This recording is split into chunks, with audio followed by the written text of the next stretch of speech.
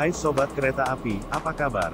Di video kereta kali ini tim kereta Sosro Maruto mau membahas tentang kereta listrik asal Swiss yang terkenal dengan nama Crocodile atau kereta buaya. Semoga uraian singkat di video ini dapat menjelaskan tentang sejarah perkereta-apian di dunia. Terima kasih dan selamat menonton.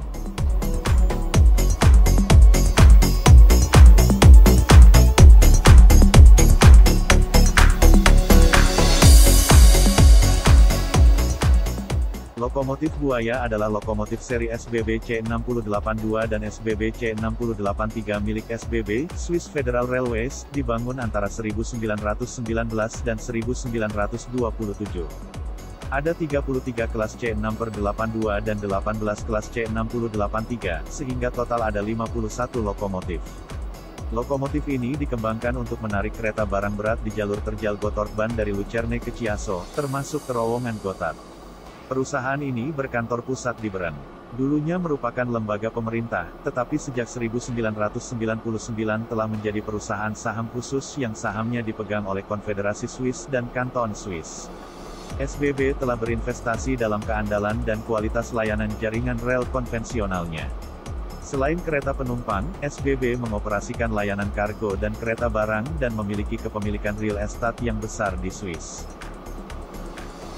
SLM atau Schweizerische Lokomotivenmaschinenfabrik adalah produsen peralatan kereta api yang berbasis di Winterthur di Swiss. Sebagian besar peralatan kereta api untuk pegunungan di dunia dibangun oleh perusahaan ini. Perusahaan ini didirikan pada tahun 1871 oleh insinyur Inggris Charles Brown. SLM membangun lokomotif uap dan listrik, termasuk jenis lokomotif buaya. SLM telah membuat kereta api pegunungan untuk Perancis, India, Swiss, Britania Raya, dan Indonesia. Sejak tahun 1992, SLM kembali memproduksi lokomotif uap yang dirancang dengan prinsip teknologi uap canggih. Lokomotif ini disebut dengan lokomotif listrik buaya atau German Crocodile, karena memiliki hidung yang panjang di setiap ujungnya. Lokomotif ini mengingatkan pada moncong buaya. Moncong depan ini berisi motor dan poros penggerak, dan dihubungkan oleh bagian tengah yang diartikulasikan. Bagian tengah biasanya berisi kompartemen kru, pantograf, dan transformator. Motor listrik yang tersedia pada saat itu berukuran besar dan harus dipasang di badan di atas bidang as roda. Tetapi diperlukan fleksibilitas untuk mengatasi tikungan tajam pada rute dan terowongan Alpen. Desain artikulasi, dengan dua unit hidung bertenaga yang dijembatani dengan bagian tengah berputar yang berisi kabin dan trafo berat, memenuhi kedua persyaratan dan memberikan jarak pandang yang sangat baik dari kabin pengemudi, yang dipasang dengan aman dan jauh dari benturan. Antara 1942 dan 1947, 13 anggota kelas C682 ditingkatkan dengan motor yang lebih bertenaga. Untuk memungkinkan kecepatan tertinggi yang lebih tinggi, dan ini menjadi kelas B682. Hal ini diperlukan untuk menaikkan poros dongkrak di atas bidang as roda, sehingga memerlukan sistem batang samping yang lebih kompleks. Pada tahun 1956, ke-18 anggota kelas C683 ditingkatkan dan menjadi kelas B683. Lokomotif buaya yang sangat mirip digunakan juga di Austria, sebagai kelas kereta api federal Austria atau disebut Österreichische Bundesbahn. Di Austria, lokomotif buaya dikenal dengan jenis OBB 1089 dan OBB 1189, dan sering dikenal sebagai lokomotif buaya Austria. Di Jerman, kelas Jerman E93 dan E94 juga digunakan oleh OBB sebagai seri 1020, kadang disebut lokomotif buaya Jerman. Mereka kadang-kadang turut dijuluki sebagai lokomotif buaya, karena moncongnya yang lebih lebar dan lebih pendek. Di Perancis, kereta Prancis SNCF 25 kV AC lokomotif kelas 214.000 dan CC 14100, yang digunakan terutama untuk kereta biji besi pada jalur Valenciennes-Thionville, kadang-kadang juga disebut buaya. Mereka berbeda dari lokomotif buaya Swiss karena mereka tidak diartikulasikan, tetapi merupakan sebuah curam panjang atau monokabin, dengan bogi di bawah setiap ujungnya. Lokomotif buaya juga digunakan di India.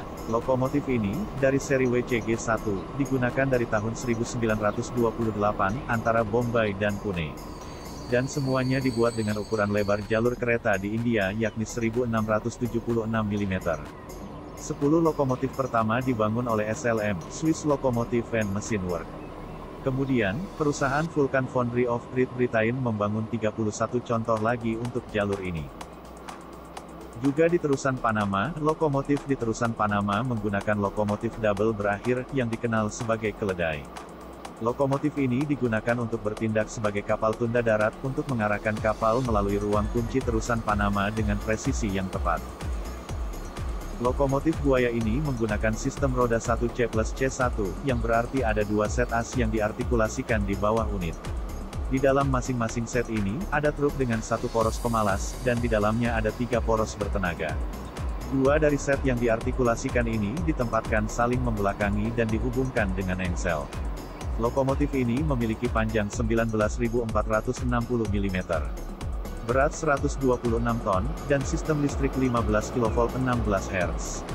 Lokomotif ini memiliki kecepatan maksimum hingga mencapai 75 km per jam. Lokomotif ini juga memiliki upaya traktif hingga 30.000 kg gaya. Selain buaya ukuran standar, ada juga versi ukuran sempit. Yang paling terkenal adalah lokomotif perusahaan Raytheon Railway kelas GE6/6I, atau dikenal sebagai buaya Raytheon. Beberapa di antaranya masih beroperasi di kereta penumpang pada acara-acara khusus. Mereka juga digunakan di kereta barang pada periode sibuk. Perusahaan Bernina Railway, yang di kemudian hari akan bergabung dengan Raytheon, juga membangun lokomotif jenis buaya tunggal, yaitu GE4/4, dan dijuluki Bernina Buaya. Lokomotif ini masih bertahan dan dikembalikan ke dalam kondisi operasional penuh. Sobat kereta, masih banyak lagi lokomotif yang mengadopsi desain hidung panjang namun tanpa artikulasi bodi. GE4/4 tunggal dari jalur kereta Yverdon menuju Steko, dikenal sebagai buaya, meskipun hanya merupakan curam bobo, yang memanjang dengan bogi yang diartikulasikan di bawahnya, dan bukan lokomotif yang diartikulasikan. Ini meluas dengan kepala buaya besar di setiap sisi. Di Inggris Raya, ada LNER kelas ES1, yang menampilkan desain mirip buaya dan dibangun antara tahun 1902 dan 1904. Kedua lokomotif tersebut tetap beroperasi hingga tahun 1966, hingga ketika nomor 2 dibongkar dan nomor 1 masih dipertahankan. Lokomotif ini sekarang telah dipajang di Shildon Locomotion Museum. Sobat kereta, itulah akhir dari perjalanan kita mengenal lokomotif buaya atau yang sering dikenal dengan sebutan krokodil. Jenis lokomotif Swiss ini merupakan bagian dari lokomotif yang sukses beroperasi di daerah pegunungan dan celah-celah terowongan sempit. Semoga penjelasan dari tim Sosro Maruto tentang kereta listrik jenis krokodil ini menambah wawasan kita tentang perkereta-apian di dunia. Terima kasih sudah menonton dan sampai jumpa di episode berikutnya. Salam sejarah.